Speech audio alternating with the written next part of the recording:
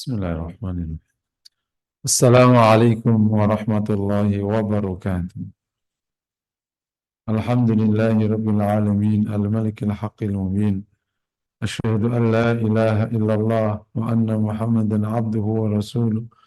Allahumma fasalli wa sallim wa barik ala nabiyyina wa habibina Muhammad wa ala alihi wa ashabihi wa azwajihi wa dhurriyyatihi wa tabi'ahum bi ihsanin ila yaumiddin, amma ba'd. Jamaah yang dirahmati Allah, tidak hentinya kita bersyukur kepada Allah. Pagi hari ini Allah mudahkan kita semua untuk bisa hadir di majelis ilmu. Semoga menjadi amal saleh yang diterima Allah SWT. Sebelum materi, kita sampai di hadis 270 ya, sebagaimana di layar, dari kitab Al-Anwar fi Syama'in Nabi Al-Mukhtar, tulisan Imam Baghawi. Tadi ada salah satu ayat yang dibaca oleh Imam bagus sekali di surat An-Nisa 147. Tadi kan di rakaat pertama tadi ya. Ma yaf'alullahu bi'adzabikum in syakartum wa amantum wa kana Allahu syakiran alima. Tadi dengar nggak ada ayat itu tadi? Halo? Tadi Imam tadi kan ada yang baca ayat itu tadi. Dengar nggak baca tadi itu enggak? Atau enggak dengar? Ma yaf'alullahu bi'adzabikum. Allah tidak melakukan azab kepada kalian. In syakartum wa amantum. Jika kalian bersyukur dan kalian beriman. Wa kana Allahu syakiran alima. Ia maha bersyukur dan maha mengetahui. Jadi jika, atau mungkin lebih tepatnya, rumus terhindar dari azab Allah itu dua: bersyukur dan beriman. Kata iman sudah mencakup syukur, tapi ditegaskannya syukur karena itu pintu iman. Jadi orang kalau tidak bersyukur, memang tidak akan beriman, karena merasa tidak dapat dari Allah. Jadi penyakit tidak syukur ini membuat kalau orang sudah beriman sekalipun nih, kalau tidak bersyukur, imannya juga nggak akan tumbuh. Karena hidup akan tidak pernah berhenti. Akan dihentikan oleh kematian. Kenapa orang berani maksiat? Karena tidak bersyukur. Kalau bersyukur, sudah cukup. Begitu tidak bersyukur, maka lahir namanya greedy, bahasa orang sekarang. Rakus. Dan itulah yang menyebabkan semua sekarang yang terjadi itu, karena kerakusan. Dunia dan isinya ini, bagi orang bersyukur, terlalu banyak. Bahkan nasi sepiring bagi bersyukur, terlalu banyak. Maka dia bisa ngasih ke kucing, karena dia bersyukur. Bagi orang yang tidak bersyukur, dunia dan isinya ini nggak cukup. Karena perutnya lebih luas daripada dunia dan isinya. Dimasukin semua ke perutnya. Bahkan ditambah 2 planet nggak bersyukur juga. Dia ingin menguasai semuanya ini, terus mati orangnya, mau ngapain? Gitu. Tapi orang tidak bersyukur, nggak pernah ingat bahwa dia bakal mati. Dimasukin semua itu perkaranya ke perutnya, sampai orangnya mati. Dan belum pernah juga turun temurun masukin ke perutnya muat terus. Jadi betul, in syakartum wa amantum. Allah tegaskan wa kana Allahu syakiran alim. Allah maha bersyukur. Salah satu contoh maha bersyukurnya Allah, ya kita beramal cuma 63 tahun kita dibalas, tidak ada batas waktunya. Kita beramal 1 dibalas 10, dibalas 700 tak berhingga. Jadi kalau Bapak sekarang invest di bank, maksimal per tahun berapa? 10%. Betul ya? Nggak dikasih lah 10% lah, 5%. Di reksadana syariah 16%. Sudah pol itu sudah. Kalau ada bisnis kasih rate kepada kita 20% per tahun, itu udah paling baik sedunia. Di bisnis jadi investasi ya. Di atas itu berarti bohong. Mana ada bisnis kasih di atas 20%. Ke investor ya. Allah kasih 10 kali. Mananya berapa? 1000%. 500%. Kita seumur hidup itu dapatnya 600%. Itu paling top. Seumur hidup itu. 10% kali seumur hidup. 600%. Itu invest dari umur 1 sampai meninggal. Dapatnya 600%. Sekali engkau injek 1, dikasih 1000%. Dan bahkan dikasih 7000%. 70.000%. Karena 700 kali ya. 70.000%. Sampai tak terhingga. Allah Maha bersyukur. Makanya tidak ada alasan bagi orang tidak beramal. Mau nyari apa? Gitu. Kita nyari invest di sini, 20% kau kejar sampai ujung dunia. Sekarang depan kita 1000% kau tinggalkan. Nah, Masya Allah. Ayat ini luar biasa. Semoga menginspirasi ya. Ini memang salah satu titik kritisnya karena paham bahasa Arab menjadi repot memang jadi. Itu jadi makanya Imam Syafi'i itu memang mengatakan, Imam Syafi'i itu kan abad kedua ya, sudah mengatakan belajar bahasa Arab itu hukumnya fardu ain. Bukan fardu kifayah itu, fardu ain. Karena begini-begini ini akhirnya nggak bisa dinasihati sama imam waktu baca Quran karena nggak paham. Semoga nanti pas Ramadan belajar bahasa Arab sebulan bisa. Amin. Di depan kita ada hadis ke-270. Qala al-Baghawi fi wajadna fi kitab al-Baghawi annahu qala akhbarana Abu Muhammad al-Jawzajani qala anba'ana Abu Qasim al-Khuzai qala anba'ana al-Haytham ibn Kulayb qala akhbaruna. Kalau ana itu anba'ana, kalau na itu akhbaruna ya. Qala akhbarana Abu Isa qala akhbarana Muhammad bin Bishar qala akhbarana Abdurrahman bin Mahdi qala akhbarana Sufyan an Asim bin Ubaidillah bin Qasim bin Muhammad an Aisyah radhiyallahu ta'ala anha anna Rasulullah sallallahu alaihi wasallam qala qabbala Uthman bin Maz'un wa huwa mayyit wa huwa yabki aw qala aynahu tuhraqan.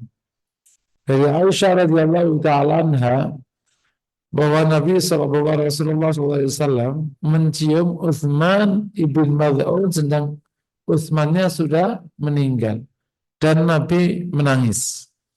Aw qala aynahu tuhraqan, air matanya mengalir.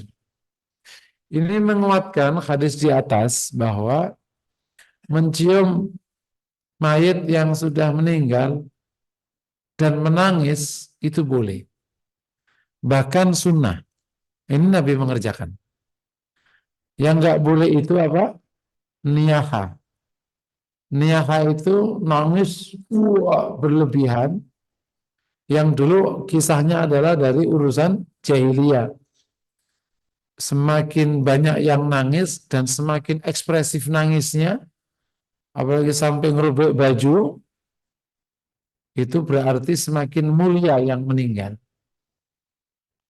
Maka akhirnya lahir tradisi, meskipun tidak secara real ditangisi, maka agar nanti khawatir nanti tidak mulia, maka sebelum meninggal sudah dibuat skenario.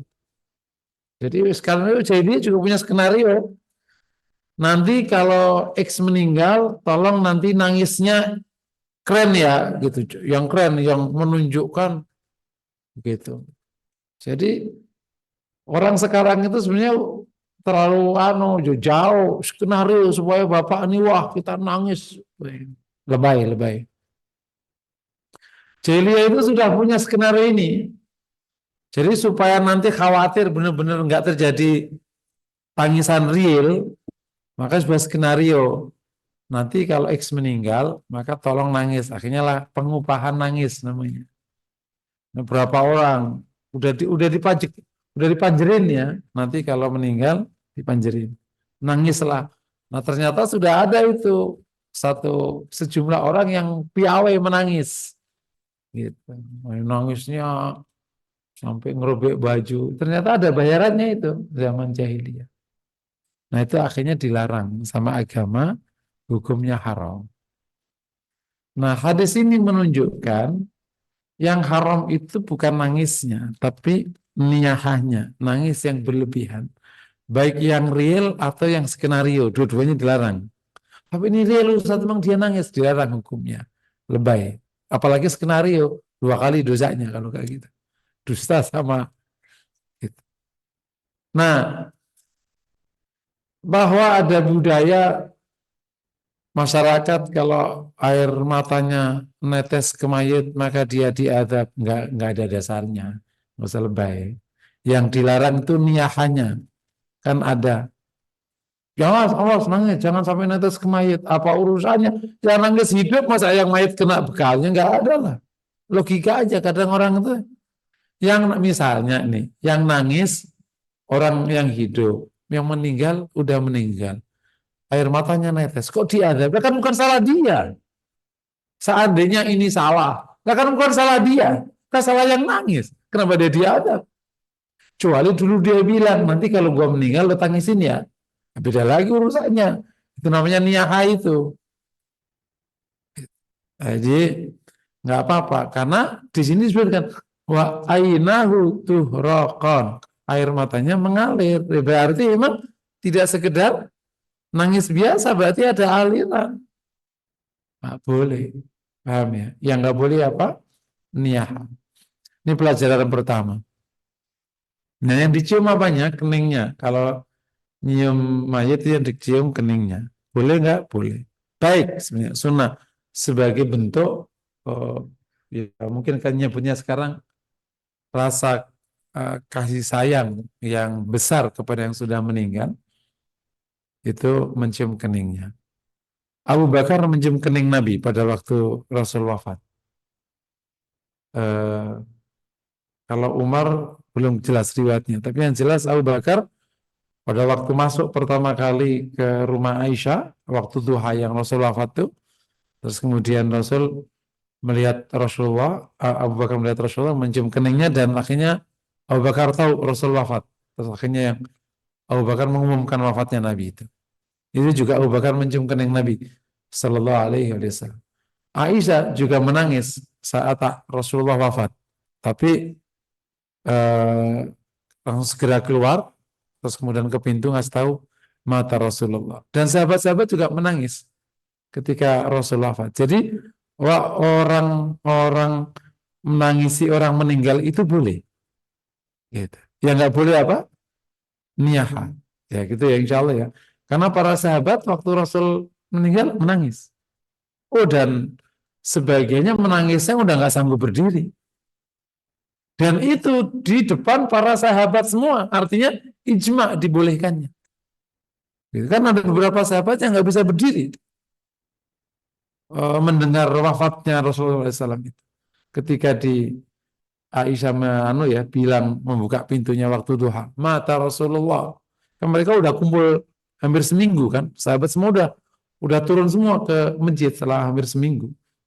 Untuk kumpul menunggu berita tentang Rasulullah. Karena kan sudah Rasulullah nggak keluar ke masjid. Dan mereka sangat bahagia ketika malam itu Rasul keluar. Ternyata itu malam terakhir Rasul bertemu mereka.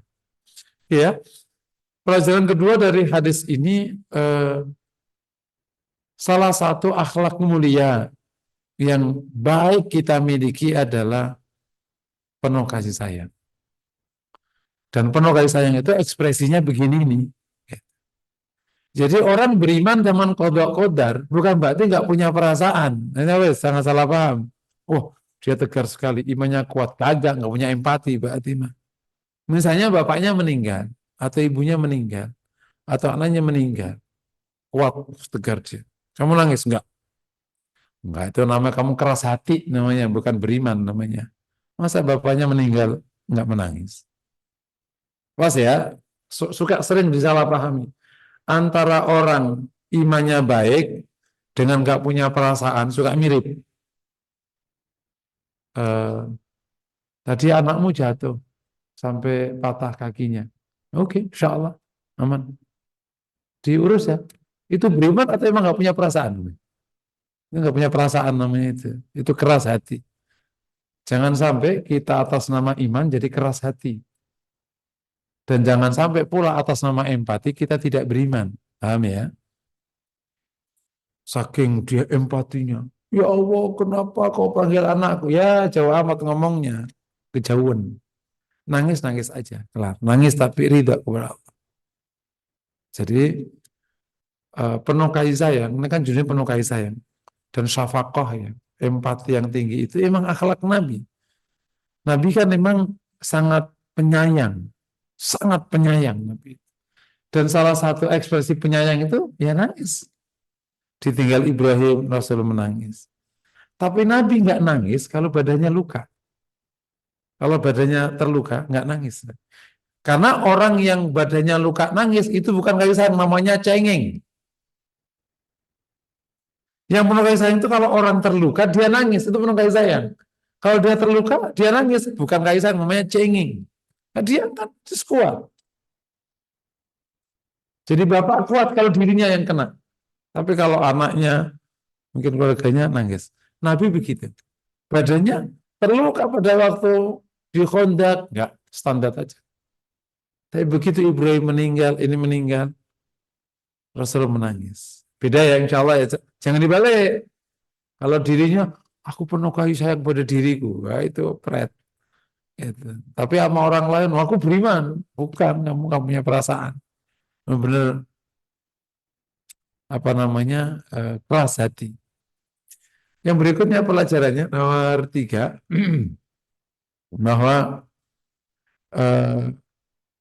ridha ridha kepada qada qadar Allah itu tidak serta-merta kehilangan ekspresi. Kan di hadis berikutnya pada waktu Rasul menangis atas wafatnya Ibrahim ya, pas di pangku. Ibrahim kan memang anak laki-laki setelah yang terakhir. Yang lain udah nggak ada semua. Jadi Ibrahim itu di mata sahabat itu sesuatu Ibrahim waktu Ibrahim lahir itu. Karena anak laki-laki terakhir Nabi. Sampai ada semacam, bukan anggap ya, gerhana matahari bulan. Ini gara-gara Ibrahim ini meninggal gitu. Karena tapi alhamdulillah, bukan alhamdulillah ya, Allah takdirkan Ibrahim wafat dulu. Kalau Ibrahim itu hidup kayak apa gitu?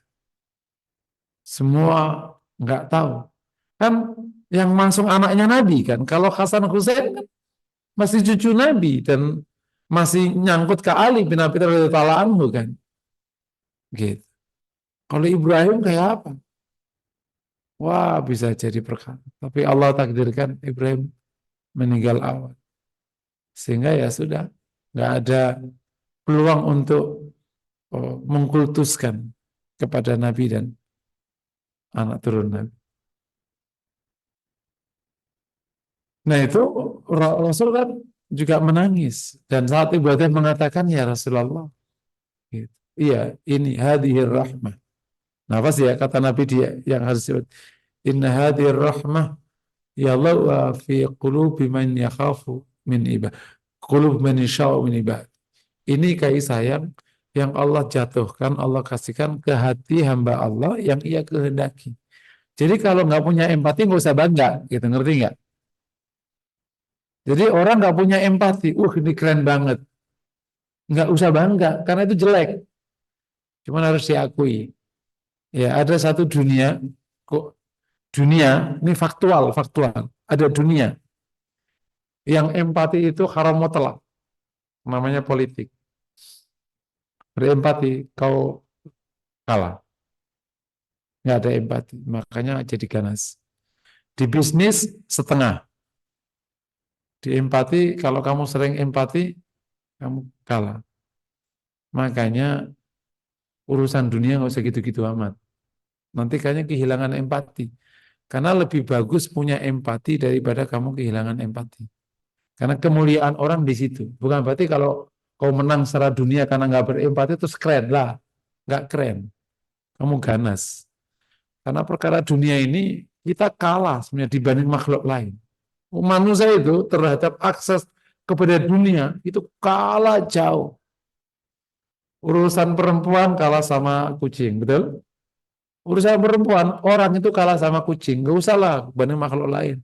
Kucing itu gak usah modal sekolah, dapat cewek banyak. Bapak-bapak modal sekolah, itu pun dapatnya satu. Itu pun juga pakai ngerayu lah, kepanjangan. Pakai modal. Coba kurangi modalnya. Istri mau nggak? Nggak bakal mau lah. Juga kurangi modalnya. Jangan dikasih nafkah. Sebulan aja, kabur nggak? Kabur. Jadi sebenarnya rentan bahwa ini nggak keren urusan perempuan. Kucing itu set set set set dapat, set set dapat. Itu pun nggak ada resikonya. Begitu dapat dia pergi, nggak kaya gitu. Udah dituntut mertuanya, nggak pernah. Anaknya juga berani nuntut dia, keren, kokoh kucing gitu. Perkara akses ke alam semesta, ingin dapat apa dapat kalah sama jin. Jin ingin dapat mutiara, nyup dapat langsung masuk ke laut. Mau mutiara kemana caranya? Mau dapat apa? Berlian, nyup nyup nyup, jin cepet banget. Makanya saking bodohnya orang, akhirnya akses ke jin. Din, bantuin dong. Gua nyari duit itu pesugihan. Ya emang akses kuat banget. Meskipun kenapa si pesugihan itu nggak ngambil uang ke bank, nah, itu resiko ternyata. Karena kenapa yang diambil uang sebelahnya, nah, itu ternyata mistis, nggak ilmiah sebenarnya nggak ada. Tapi jin bisa akses ke harta, iya betul. Apakah bantumu? Ah, itu mamitos. Enak aja kata jin. Enak aja lo yang kayak gue yang miskin kayak lama lah. Mana ada itu mitos. Mana ada jin mau memperkaya Anda. Mau dia sendiri yang kaya lah. Dia juga orang kayak kita. Akses terhadap ini si area apa namanya? Properti apa? Lahan ya kalah sama singa lah. Singa itu menguasai lahan. Nyep dikuasai sak hutan. Langsung. Bapak satu 200 meter kret 20 tahun. Singa cek ada pegang dia langsung. Yang kerja siapa? Istrinya. Luar biasa. Jadi keren banget. Lo ini udah paling menguasai segitu, yang kerja juga Anda. Serang genap belas. Jadi keren singa itu. Dia seret menguasai, langsung kerja. Gitu. Duduk manis dia. Seorang laki-laki, imam raja betul dia itu. Istrinya aja bisa kerja di, kalau enggak, ya udah dia cari cewek lagi, menguasai lagi, istrinya suruh kerja lagi, duduk manis dia, kerjanya menjaga area dia. Jadi perkara akses kepada dunia, manusia itu nggak keren-keren amat sebenarnya. Jadi nggak usah sampai lebay, masih kalah. Oh, kucing aja masih menang kucing kepada kita. Nah, oleh karena itu menjadi mulia bukan karena akses terhadap dunia, menjadi mulia karena in syakartum wa amantum. Kembali tadi nasihat yang dibacakan imam tadi. Kalau kau bersyukur dan kau beriman, itu baru kau mulia. Lebih mulia daripada kucing, lebih mulia daripada jin, bahkan lebih mulia daripada singa, lebih mulia, Masya Allah. Ya, jadi kami ulangi pelajaran ketiga, ridha kepada qada Allah, itu tidak serta-merta kehilangan sifat baik seperti kasih sayang dan kemanusiaan. Lanjut ya, hadis berikutnya. Ke-271 ya. Nah, ini panjang.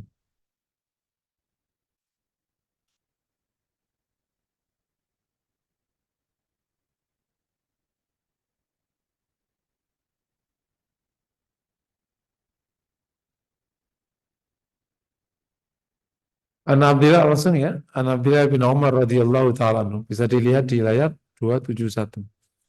Abdullah bin Umar radhiyallahu taala anhu ishtaka Sa'ad bin Ubadah syakwan lahu fatahu an-nabiy sallallahu alaihi wasallam ya'uduhu ma Abdurrahman bin Auf wa Sa'ad bin Waqqas Abdullah bin Mas'ud. Sa'ad bin Ubadah itu sedang sakit, maka Nabi menjenguknya. Fatahu, Nabi datang menjenguknya. Ma Abdurrahman bersama Abdurrahman bin Auf. Sa'ad bin Ubadah dan Sa'ad bin Abi Waqqas dan Abdullah bin Mas'ud. Falamma dakhala alaihi wajadu ghasyah. Begitu Nabi masuk, Nabi mendapati saat membedah sudah keadaan yang sudah sangat, udah ghasyah itu kayak pingsan gitu. Faqala qad qadha, maka Nabi tanya, apakah sudah wafat? Qalu la ya Rasulullah, belum. Oh, dipikir sudah wafat karena sudah tidak, kayak orang pingsan kan? Fabakan Nabi sallallahu alaihi wasallam, maka Nabi menangis.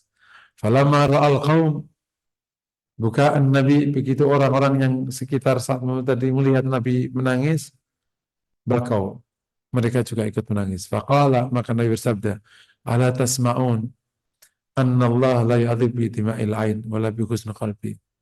Apakah kalian tidak dengar sesungguhnya Allah itu tidak mengadab karena tangisan mata dan sedihnya hati. Walakin yu'adzib bi hadza, tapi diadab karena ini. Dan Nabi memberikan isyarat kepada lisannya. Au yarhab, Nabi mengadab atau mengasihi, merahmati karena ini, karena lisan. Nabi memberikan isyarat kepada lisannya. Wa innal mayyita yu'adzab bika ali wa innal ahlahu ali. Sesungguhnya mayit itu diadab dengan nangisnya keluarganya atasnya. Hadis sahih. Pelajaran ini ya menguatkan pelajaran di atas. Nah ini nengok orang sakit dan keadaannya mungkin bisa jadi mungkin ada istilah cukup parah dan Nabi menangis, itu baik. Nah, jadi Nabi memberikan contoh baik dan orang sekitarnya nangis baik pula. Dan itu tidak menyebabkan orang diadab. Orang diadab bukan karena tangisan hati, tangisan mata atau sedihnya hati, tapi diadab oleh lisannya. Niyaha, kembali ke niyaha. Niyaha itu karena ada ungkapan lisannya, gitu. Jadi bukan karena nangisnya, tapi ungkapannya, gayanya, dan lain sebagainya. Ya di hadis ini, tapi ada potongan hadis yang menarik di ujungnya. Wa innal mayyita yu'adzabu bi bukai ahlihi alaihi. Dan mayat itu diadab dengan tangisan keluarganya atasnya. Loh, tadi orang tidak diadab dengan tangisan hatinya, tapi ini mayat dinangis oleh. Jadi hadis potongan di bawah dengan di atas tidak bertentangan. Kenapa? Ya karena tidak mungkin Nabi mengatakan hal yang bertentangan. Itu logikanya aja. Jadi gini ya, sebelum kita masuk. Kalau ada hadis kok bertentang, kok tampak bertentangan, itu tidak mungkin bertentangan. Karena Nabi tidak bodoh. Itu paling paham ya. Jadi kitanya yang ngerasa itu bertentangan. Nah, Nabi itu cerdas sekali. Gak mungkin ngomong bertentangan. Itu logika awal paling gampang supaya kita paham. Kalau ini hadis ini bertentangan, nggak bertentangan. Otak Allah aja yang agak kurang keren. Gitu. Itu clear cara memahami supaya nanti nggak ngaco. Sama Imam Daruqutni mengatakan, kalau Anda ketemu hadis yang tampak bertentangan, datanglah kepada aku. Nanti saya jelasin. Selama hadisnya sama-sama sahih ya. Kalau nggak sahih, udah lagi urusannya. Nah, gitu. Makanya sedikit keluar agak tema.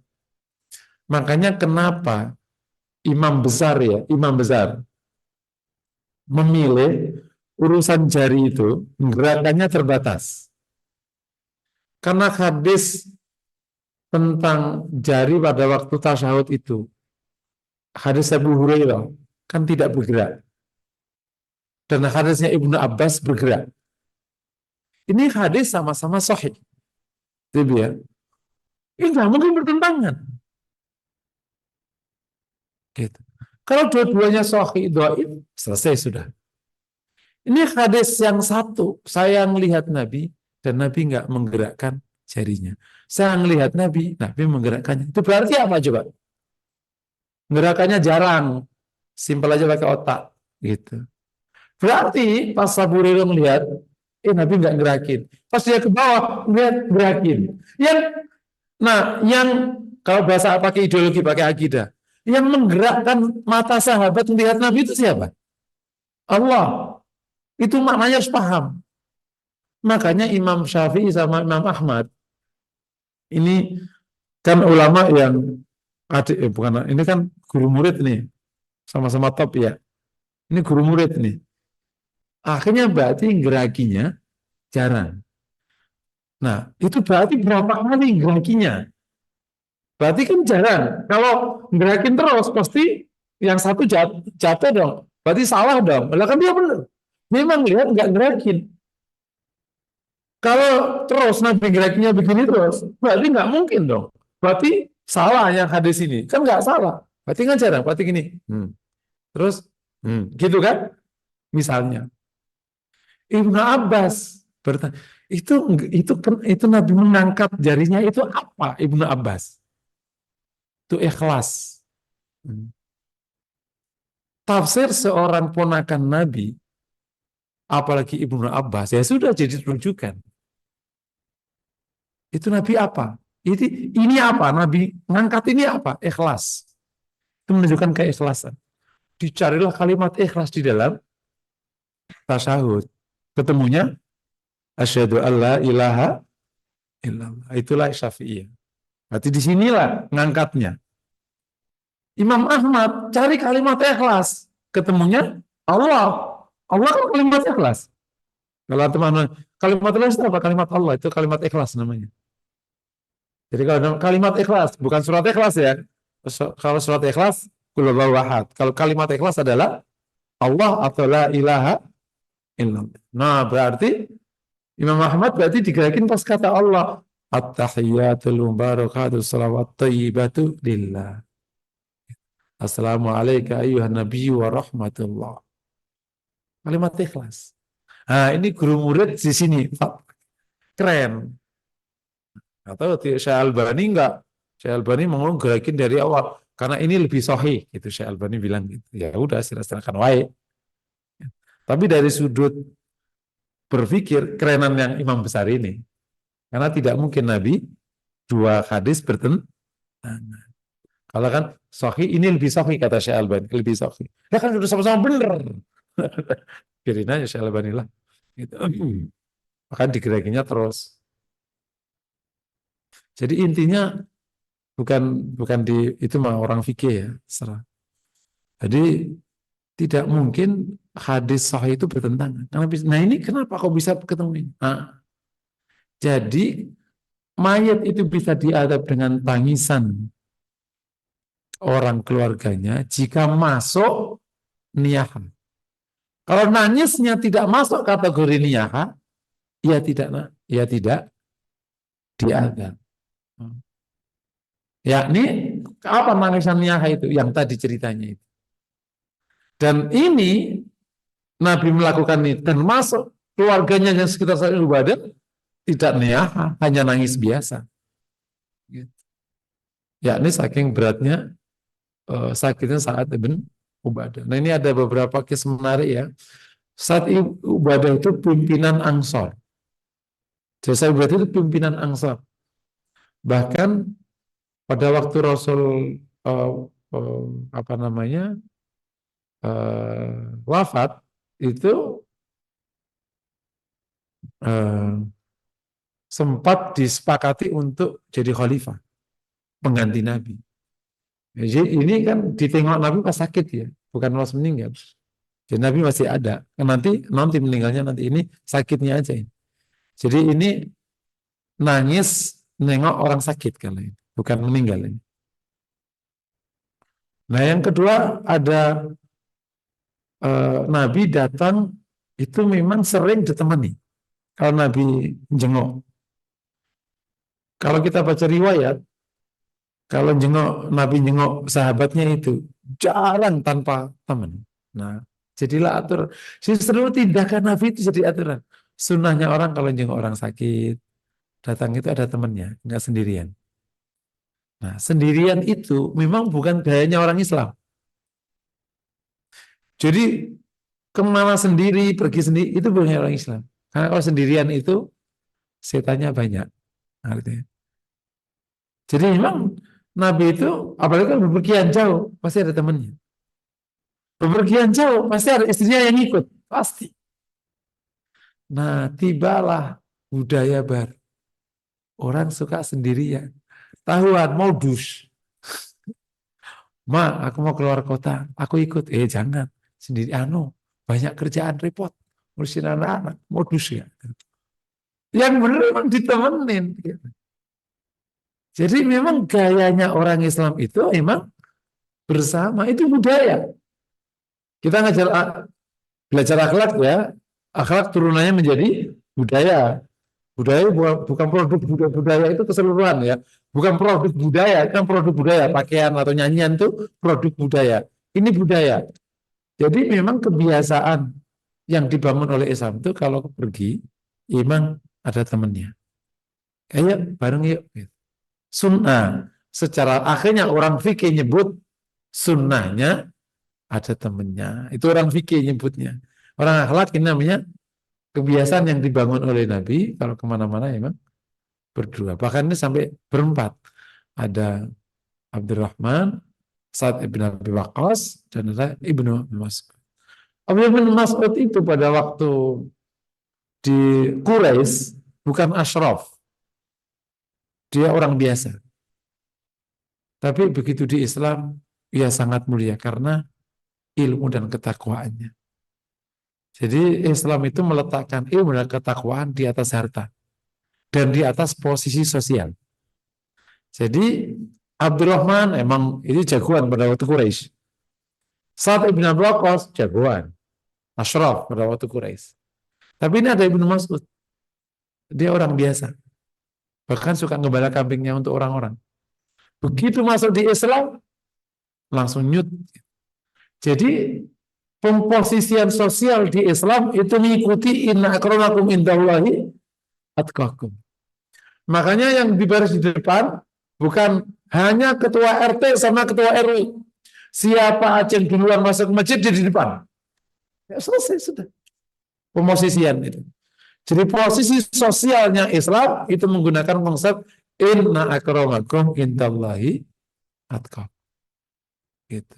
Pemosisian sosial di kapitalisme yang merupakan anak turun materialisme adalah yang paling banyak materinya, kemudian yang paling banyak yang tinggi posisinya. Itu pemosisian sosial.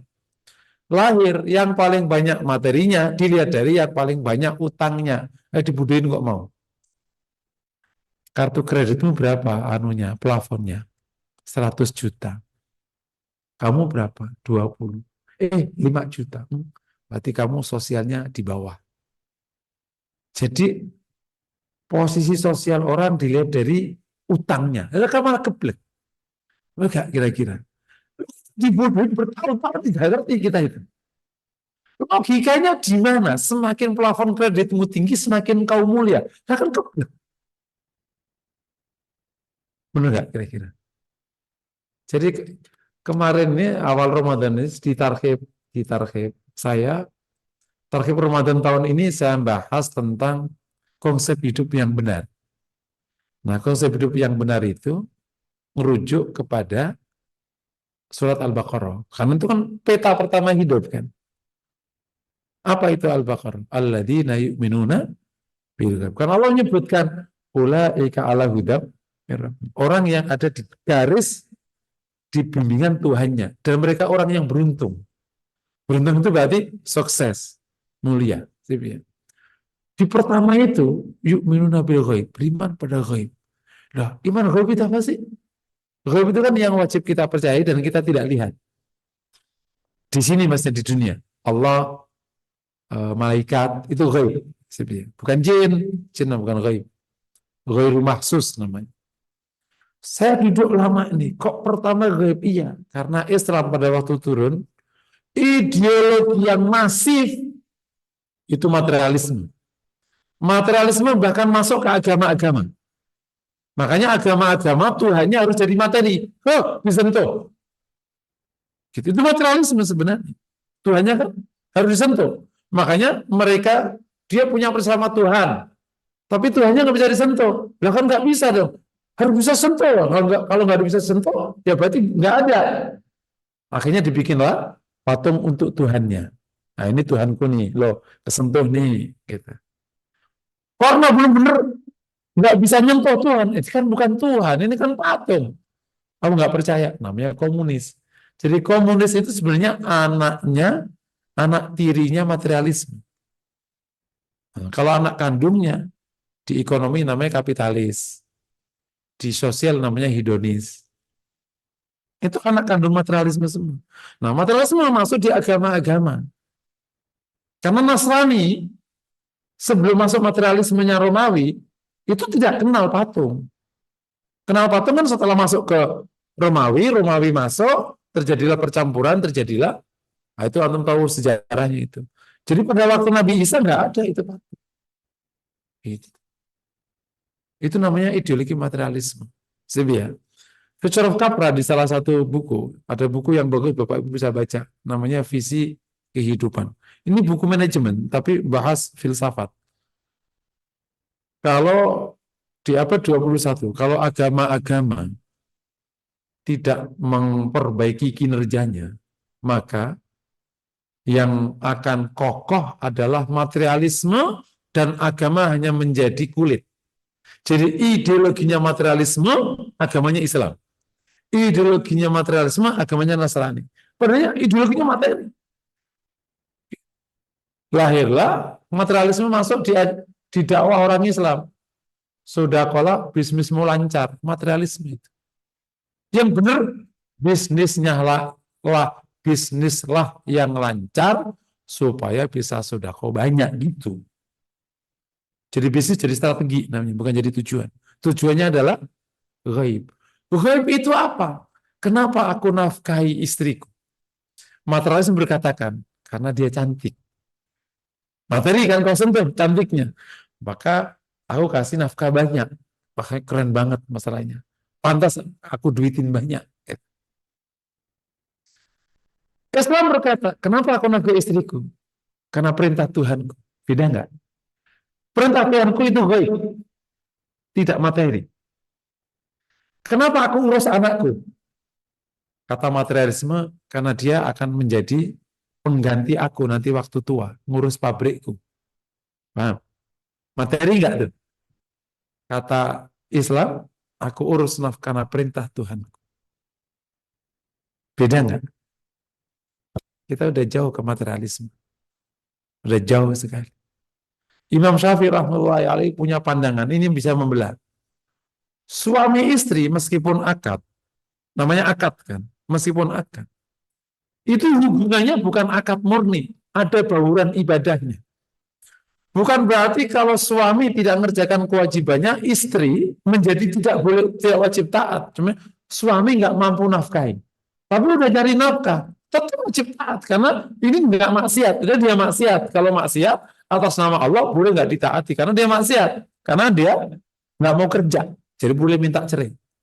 Tapi kalau suami udah kerja, tapi nggak punya duit, nggak boleh minta cerai sampai kapanpun, karena dia juga taat sama Tuhannya. Nah, istri nggak ada gunanya, begitu nikah sakit, nggak ada gunanya nih, sakit kit, wajib nafkahnya apa enggak? Materialisme bilang, lu ngerepotin aja, pergi, ngerepotin aja sih, duit mulu. Dulu sih lo cantik, sekarang naudzubillah. Itu materialisme. Yang terjadi di lapangan materialisme atau Islam? Materialisme. Yang berbungkus baju agama. Nah, gitu. Jadi kembali ke kembali ke materi ya.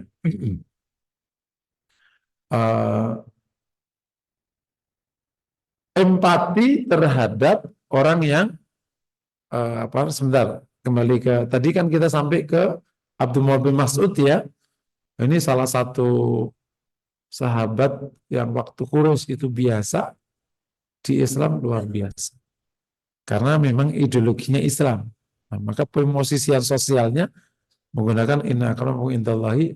Dia termasuk min ulama is-sahabah, padahal dulu kerjanya gembala kambing, termasuk Abdullah yang alim, Abdullah bin Umar, Abdullah bin Amr, Abdullah bin Abbas, Abdullah bin Mas'ud. Nah, ini yang paling senior. Ini yang umurnya udah lebih senior. Yang paling junior Abdullah bin Umar.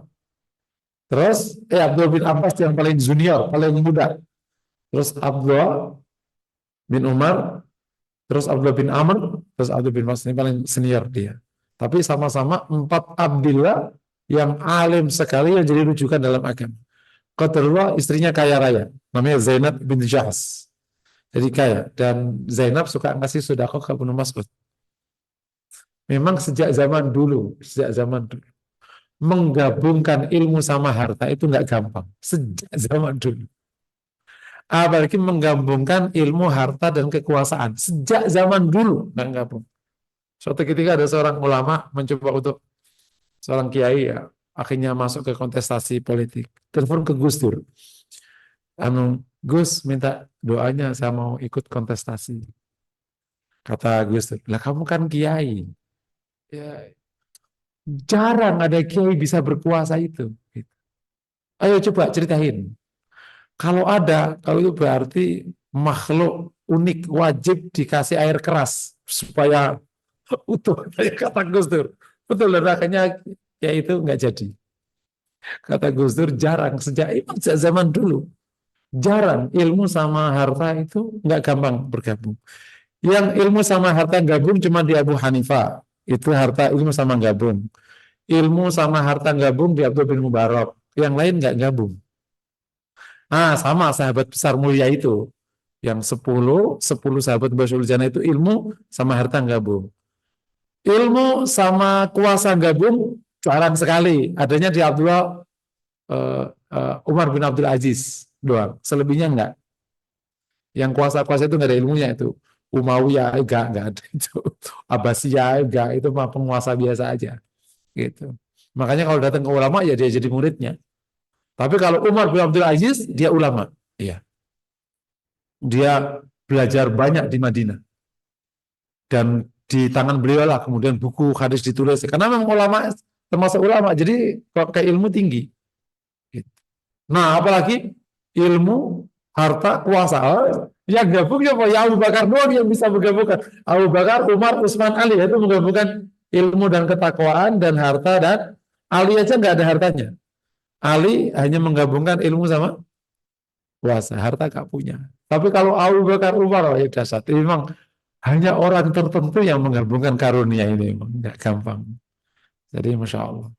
Karena memang setiap itu punya seninya. Kembali ya ke materi, bahwa menangis ketika kita jenguk orang sakit yang sudah cukup berat itu boleh dan sunnah. Bareng-bareng nangis juga boleh selama tidak niyaha. Yang kedua, hadis tentang innal mayyita yu'adzabu bi ahlihi alaih, ini maksudnya adalah jika memang dia masuk ke kategori niyaha. Apalagi jika niyahanya dipesan. Dalam niyah itu ada dua, ada niyah real dan niyah yang pesanan. Dipesan, itu juga oleh para ulama, kalau dia memang memerintahkan kepada orang yang hidup nanti kalau dia meninggal suruh nangisin, itu juga hukumnya dosa dan dia bisa kena karena dia yang merintahin, bukan karena dia ditangisi. Mungkin demikian materi pada pagi hari ini, dua hadis semoga menginspirasi. Wassalamualaikum warahmatullahi wabarakatuh. Nah, benar.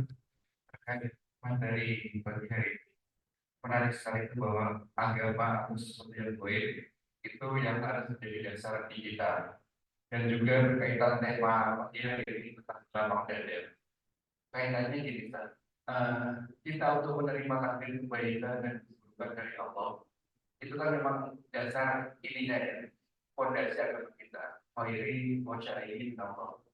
Kalau saat menerima takdir baik itu akan mudah, kita dapat promosi, terus kita dapat rezeki, semua pun akan menerima. Kita bisa cari, dikasih cobaan, apapun lagi. Nah, yang jadi pertanyaan, saat cari ini Allah, menerima ini keburukan dari Allah, sampai ke posisi dapat ambil hikmah, posisi sampai nanti di akhirnya, oh ternyata ini hikmahnya. Nah ini kan ada tahapan-tahapan, kita kan banyak godaan, banyak guncangan. Kalau hanya sahabat tentang teori, yang sabar itu kan kita memang itu dihargai dan pengen dijalani, tetapi proses menuju ke sana itu. Iya. Ya, secara penelitian jiwa. Masya Allah, ya, berat pertanyaannya, jawabnya susah gitu. Jadi kalau mau agak cepat langsung tutup poinnya itu, yang membuat nanti bisa jalan menerima qada qadar baik yang khair atau yang syar, bahkan kita bisa naik derajatnya adalah lepaskan egomu, jadikan dirimu ciptaan Allah. Yang membuat kita nggak terima kan karena kita masih ingin, diri kita masih ingin. Kita masih punya keinginan akan diri kita. Diri kita biar keren, biar wah, eh, nyaman, enak, dapat tepuk tangan. Pertanyaan, kalau mau dapat mengapa? Kalau sak dunia tepuk tangan, wih, Bapak hebat. Apa? Terus apa? Gitu. Seorang munduk-munduk sama kamu, udah munduk-munduk sama kamu. Terus apa? Udah. Itu kan ego kan? Kalau bahasa ego. Kalau itu hilang, kita normal. Ya kalau mau belajar sama kucing ya selesai kucing. Kenapa kucing bisa rileks hidupnya? Ya karena nggak ada ego. Dia nggak butuh tepuk tangan, dia nggak butuh posisi, dia nggak butuh harta. Dia hanya ingin hidup. Itu yang membuat hidup jadi mudah. Yang jadi masalah karena kau terlalu mencintai dirimu. Jadi masalah. Kau ingin nyaman, kau ingin hidup, kau ingin. Dan sampai batas hidup normal, Allah udah cukupi sebenarnya. Dan kalau kau cukup dengan pemberian Allah, kamu nggak akan merasa ada yang buruk dalam hidupmu. Karena standarmu di atas, kamu tidak, bahasa Ibn Athaillah, karena kau tidak menyerahkan penempatan dirimu oleh Allah, kamu ingin menempatkan dirimu oleh dirimu, ya akannya repot.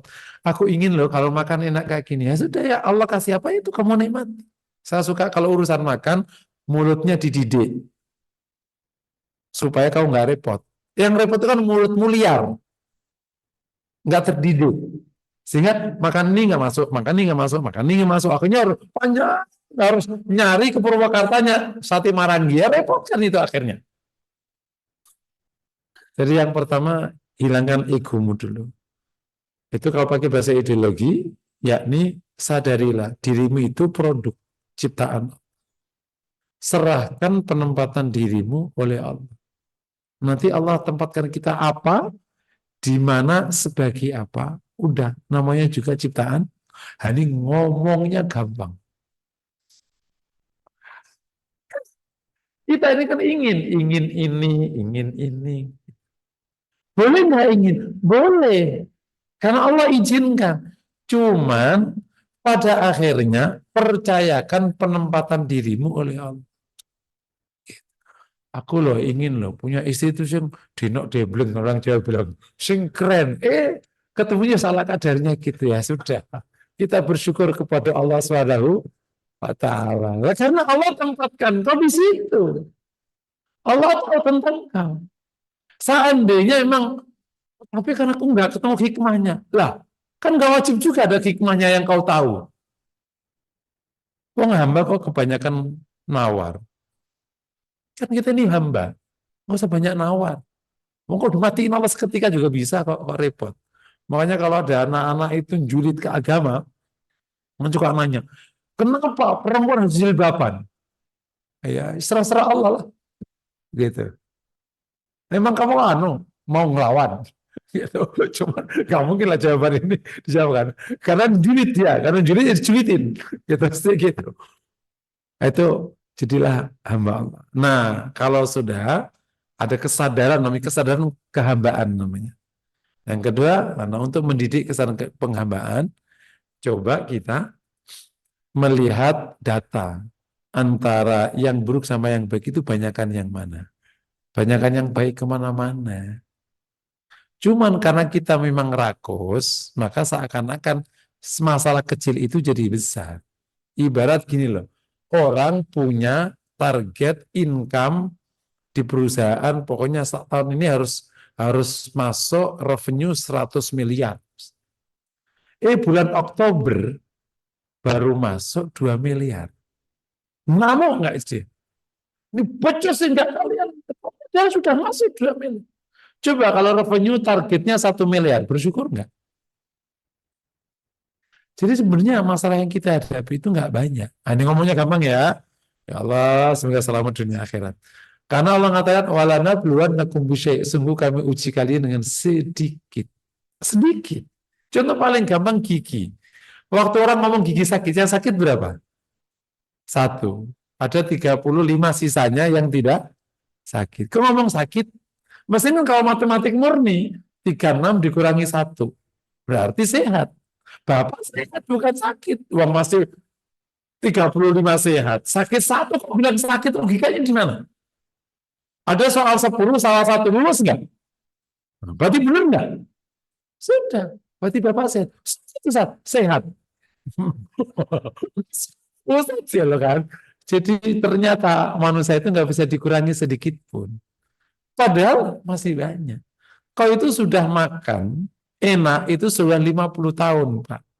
Baru hari ini makan tempe, itu doang. Sekali gara-gara istrimu kemarin, itu nggak ke pasar. Nggak mau. Akan bocah berarti. Ngerti nggak?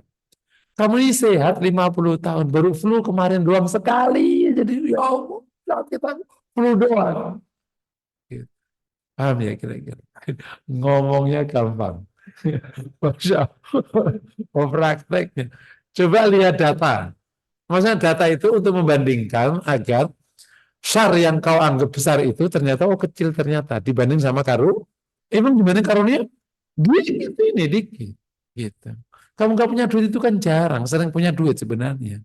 Kamu dihina itu kan jarang, seringnya dimuliakan kan. Ya sekali-kali tak apalah. Misalnya pas lagi salah di lampu merah ada orang kacang gitu kan. Udahlah sekali doang, sepanjang juga nggak pernah dikata-katain orang, udahlah gitu. Jadi bisa tenang, nggak usah sampai repot-repot amat. Yang ketiga, nah ini agak naik kelas. Cepatlah ambil hikmah. Nah, kok lama? Ya bukan karena lama, kebebel. Aslinya mah cepat sebenarnya. Itu kan mirip antara antara kalau anak kecil gini, anak kecil kan ngomong, Dek, nanti apa ke pasar ini duitnya 50. Terus nanti langsung ya, jangan diambil semuanya. Kamu nggak kuat, pasti banyak nih. Nanti kamu 2 kali aja. Wah, punya maksa dia. Mak ini mama nyuruhnya banyak, berat nih. Ya kan dibilang dari tadi, ngerti gak gitu loh. Kan sudah diomongin hikmahnya dari awal. Tapi ini kan bangor nih bocah. Ya kan, terus pokok. Mama nyuruhnya banyak. Nah kan dari tadi sudah, nah ini banyak, nanti ngangkutnya 2. Nah kita itu sering jadi bocah setiap saat. Meskipun umurnya 50, tapi mentalnya bocah. Misalnya apa, misalnya apa, misalnya. Sebenarnya itu hikmahnya banyak. Gak mungkin Allah nggak ngasih yang terbaik. Banyak. Tak kayak saya ada anak mana itu kemarin yang nggak lulus di pertambangan. Kan memang Allah inginkan dia menjadi pengusaha tambang. Rute Allah ya tak ceritain sedikit ya ini ya. Ini anak bocah ingin cita-citanya jadi pengusaha tambang. Kisah nyata. Kemudian masalah ngelamar di perguruan tinggi Fakultas Pertambangan. Ini nggak diterima. Sip ya. Nah, tambangan itu jurusan ya, bukan fakultas ya. Di bawah geologi ya. Di bawah sendiri kan sekarang? Ya sendiri. Oke, dia nggak diterima dan sedih. Tapi karena dia SMA, ya udahlah. Akhirnya kerja ya. Kerja maksimal apa? SMA, driver. Jadi driver dia. Nah karena orangnya punya cita-cita tinggi, dia punya akhlak baik, dia waktu jadi driver kerja bagus banget. Sampai 2 tahun dia kerja, bosnya mulai tertarik sama anak ini. Mulailah ada komunikasi agak personal. Awalnya kerja biasa. Dek, emang kamu dulu cita-citamu jadi driver? Enggak lah Pak, gitu. Lah kok kenapa jadi driver? Kamu kan potongannya ngelihat kamu kerja ini, mestinya kamu potensial loh. Untuk bagus. Ya Pak, aku dulu ngelamar sekolah tapi nggak diterima, ya sudah aku kerja aja. Nah, cita-cita mau jadi apa? Jadi pengusaha tambang. Oh, pengusaha tambang. Aku ada tambang yang nggak aku urus. Lama, udah. Aku melihat kamu bisa aku percaya. Masalah teknis gampang lah Bapak ajarin. Dah, nanti besok kamu ke sana aja. Aku nyari driver yang lain. Saya mau nanya. Kira-kira rute tercepat dari pengusaha tambang yang ini atau yang kuliah di pertambangan? Nah, kuliah di pertambangan, pas kamu masuk ke perusahaan tambang, kan jadi staff. Siapa orang biasa yang bisa ketemu bos? Driver. Staff bisa nggak ketemu bos? Nggak mungkin. Siapa orang biasa yang bisa dipercaya sama bos besar? Driver. Serius. Kalau kamu staff itu ketemunya paling banter junior manager. Manajernya juga pernah ketemu. Nah, ke bawah dulu, jangan ke saya, nggak levelmu. Gitulah. Siapa orang biasa yang bisa jadi raja? Ayo, kisah Yusuf. Tukang cukur, tukang pijat, pembantunya. Yusuf dimasukkan oleh Allah ke istana. Rutenya masuk sumur dulu. Terus ketemu pedagang. Kenapa kok ya harus pedagang yang dikirim? Ini pedagang macam apa? Lewat hutan. Pedagang lewat hutan gitu loh. Mana ada pedagang lewat hutan? Ada itu lewat hutan. Dan pedagang lagi. Coba kalau datang dengan pedagang, jadi anak. Karena dia pedagang ya akhirnya dijual. Maka hati-hati dengan pedagang. Apa aja dijual, serius. Anak aja dijual. Serius. Kalau Anda punya dua barang, yang bagus sama yang jelek, kok yang kau jual yang jelek, kamu bukan pedagang. Kalau pedagang itu pasti yang dijual yang bagus. Nah, itu standar tuh pedagang gitu. Nah, ini punya anak bagus kan, dijual. Kalau aku capek ya anak. Beda kan, bukan pedagang. Pedagang. Menurut pedagangnya ini, mestinya kan harganya bagus kan. Tapi nggak bisa. Nggak ada satu pun yang berani nawar, karena nggak mungkin ini budak. Ini pasti anak curian. Ketemu bapaknya dikamplengin kita ini. Wah, jadi resiko. Dia nyuri anak kan. Nggak mungkin muka ini muka budak. Nggak mungkin. Nggak mungkin potongan budak itu udah jelas. Gitu, potongan jelas. Ini muka budak. Satu-satunya yang berani siapa? Ya raja kan. Allah kirim raja ketemu bocah ini di pasar budak. Diambil. Terjadilah proses politik yang indah. Itulah cinta kepada orang itu resiko politik itu dihukum. Zulaikha cinta ya udah 1-0. Maksa 2-0. Apalagi ngancam 3-0. Menjarain lagi 4-0. Terakhir rajanya butuh Yusuf, ya udah game over. Langsung dapat deal. Itulah kisah kekuasaan. Nah, ketika Allah tempatkan kau di mana, udah percaya aja sama Allah. Nah, ini ngomongnya gampang nih ya. Ini ya Allah, ini ujungnya kemana ya? Nggak harus tanya ujungnya kemana. Ujungnya ya ke akhirat. Oke, mau tahu. Ini proyekku kok gak jadi ya di Cirebon ini gimana ya? Ini ujungnya mah nggak usah ditanya. Ujungnya ke akhirat. Itu udah selesai aja. Makanya poin pertama ingat kita hamba. Tapi kalau kamu mau, poin ketiga boleh cari aja nih hikmahnya apa. Insya Allah kalau kita cepat, dapat. Tapi ya terkadang ya, Yusuf dari sumur sampai ke raja itu 40 tahun. Kamu baru berapa hari? Ustadz ujungnya 40 tahun. Ya serah-serah Allah lah. Tadi si tukang anak tadi jadi pengusaha tambang 2 tahun tadi. Nah, wallahu a'lam bishawab. Begitu demikian.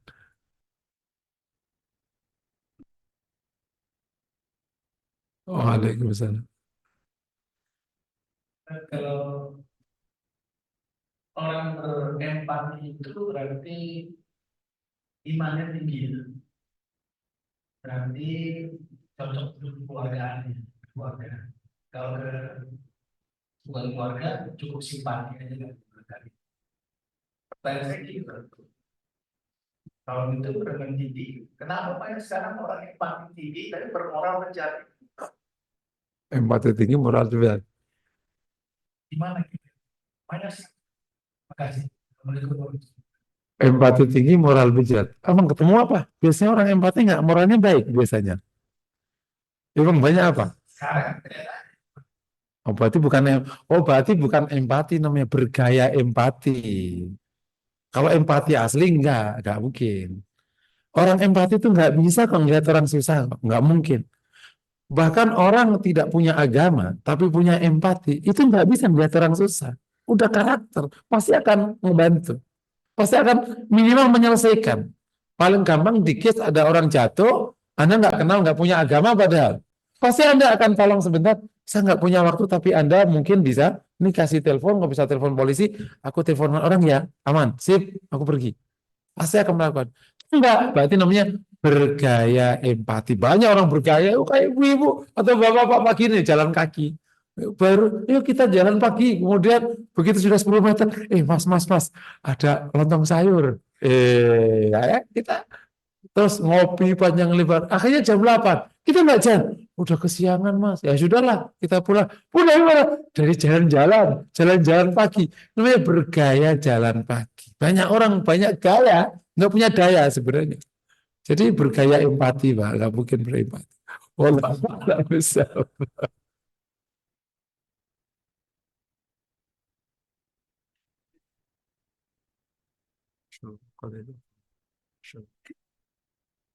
Oke,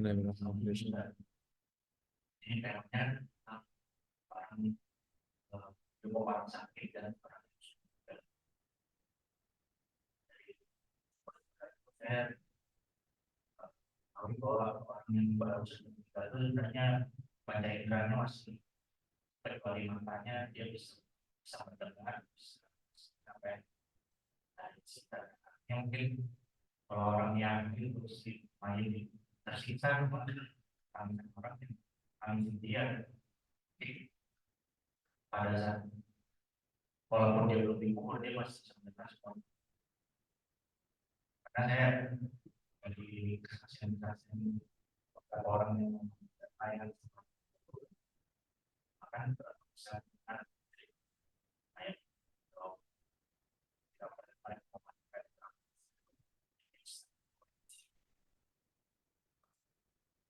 Iya, jadi kalau kalau kalau kita menganalisis pasca kematian itu sudah masuk kategori urusan di luar pengetahuan kan. Berarti harus ada gaib, harus ada berita, ya Quran maupun sunnah. Memang orang setelah meninggal itu masih melihat atau lebih tepatnya masih mengetahui sekitarnya. Itu ada hadisnya memang. Iya. Makanya dia minta dipercepat, makanya tidak perlu digosok keras. Iya, itu sudah di luar pengetahuan sudah. Ruhnya kemana? Kan sesaat sesaat begitu di meninggal, rohnya dibalikin tapi bukan untuk hidup di badan itu. Kan dia ngerasa itu. Makanya roh itu udah di luar ilmu kita udah nggak mampu.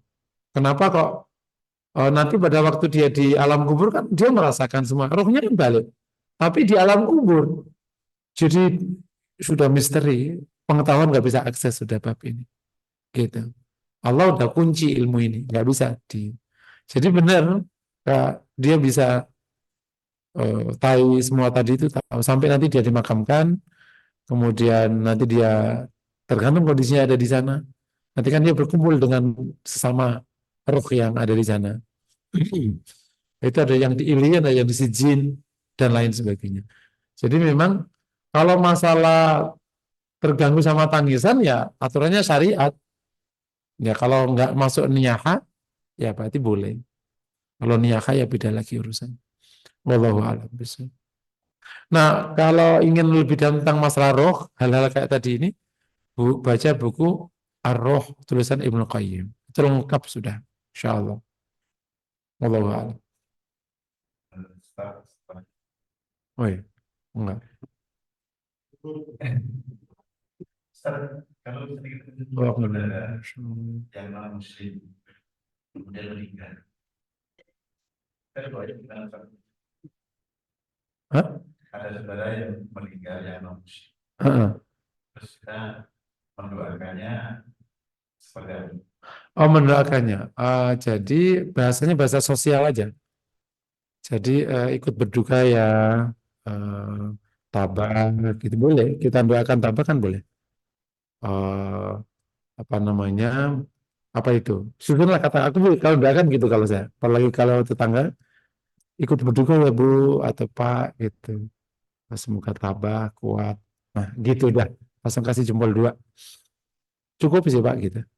Itu sih cukup secara hubungan sosial udah cukup. Wallahu a'lam. Hmm.